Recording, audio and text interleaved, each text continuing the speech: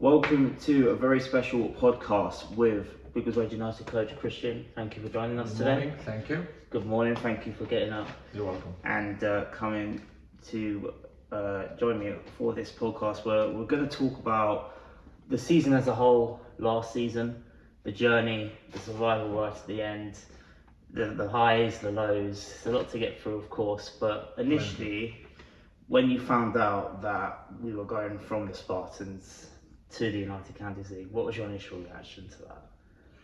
Well, it was rumors.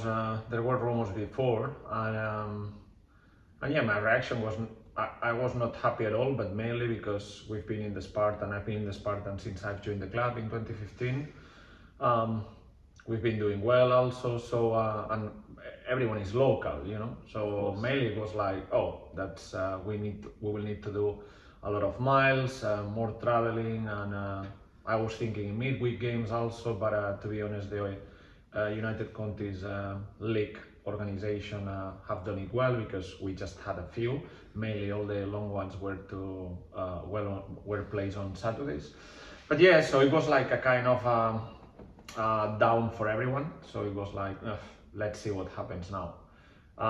My first mistake was in terms of of thinking in the people, in the person behind the player, and being flexible with them. Understanding that that would be tough for me, as it has been, I just tell everyone, so it's like, just feel free. If you want to stay, you will stay, but if not, just, you know, if our movement is going to be like a massive issue for you, just look for other options. I was expecting some movements, but to be honest, I was not expecting everyone. Yeah. The problem was that as soon as the first two decided to leave, everyone was gone. So and with some players, we had the commitment that they would stay only if we would set up a competitive side like the one that we had the previous season. Of course. So at some point, of course, I was delaying the option because I was still convinced to recruit a really high competitive profile players like we had. But at some point, I sat with them and I said, that's not going to happen. So it's like, you've been loyal, and I need to be loyal, and you need to trust me that that's not going to happen. So thanks for holding till the last minute, but you need just to move away. So the first mistake, and then the option of being moved to this UCL was like to be flexible and then being understandable with each one of them. You know what I mean? So yeah. That was probably the worst impact at the beginning of this lateral side movement. Is that what I think the frustrating part was? Of course, it all started from COVID hitting before this season, challenging potentially for a promotion in the Spartans quite early on in the season, and they scrapped the season. How difficult did you find it at the beginning, almost starting from scratch, to having that team together and then having to try and rebuild again in a completely different league with new teams facing them? Yeah, you really well said. Also, we were coming from a void season.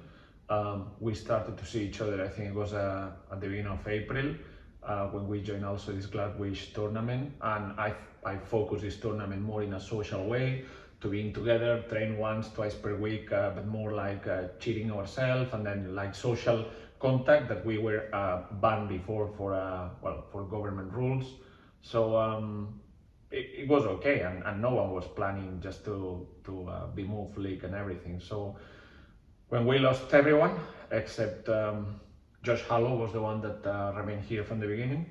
So when we lost everyone, it was like, wow, yeah, what I'm gonna do. And then in terms of recruitment, after 7 years here, so my recruitment now, of course, has improved massively from when I joined, when I landed this country. But mainly, it was like we will need to look for recruitment more in north areas.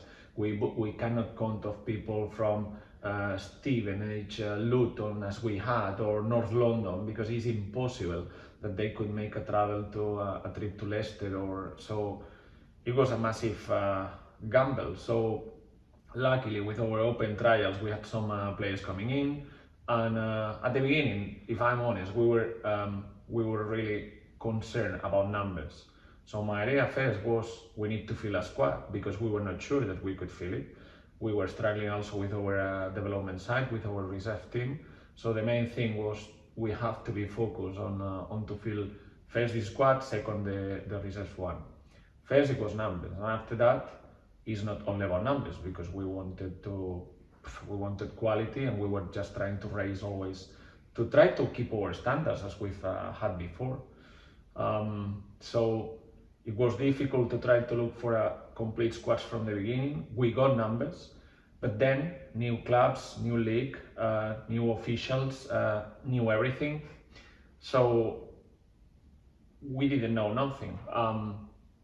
Luckily, we had the chance through Fran also, Constancio, that he introduced Tomasz, Northampton academy coach, based in Northampton.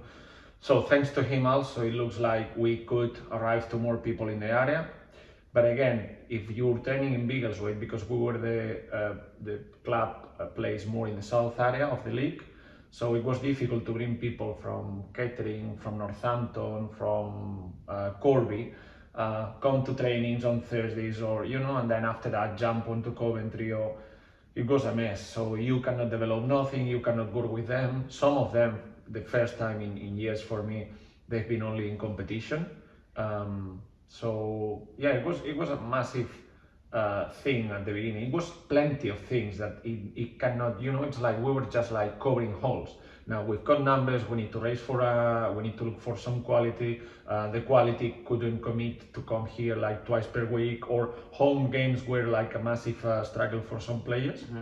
Just to come down on a Tuesday night kickoff to Biggleswade from wherever they were based. So yeah, the beginning was like a massive challenge, and that was probably the worst moment of the season for everyone, because there was no expectations. No one was thinking that could work at the end. Some people could think also, and it was the best moment to say that I would step away, because it was the moment like I don't want to handle this, no? Right. But after 7 years, and then in 2 spells, the club has been here always for me. And when I say the club, I say the people. So it was my time to say, yeah, I don't care at all about the competitive side and everything. I have to be here to try to organize it first, to try to set it up during the season, and try to achieve what at the end we achieve. It's like, it was a shot, and we got it. Perhaps more difficult moment in all his history at this level in non-league. In the most difficult moment in my coaching career, in my coaching journey, after nearly 23 years, I've never found this. So, and it's not that we lost games, because I remember in my first season here in 2015, 2016, we started also with, I could say, I think it was like the first 10 league games lost. We were winning on cup runs and FA Cups, FA Pass, and some minor cups, trophies. The problem is how we were losing. The problem is that we were like completely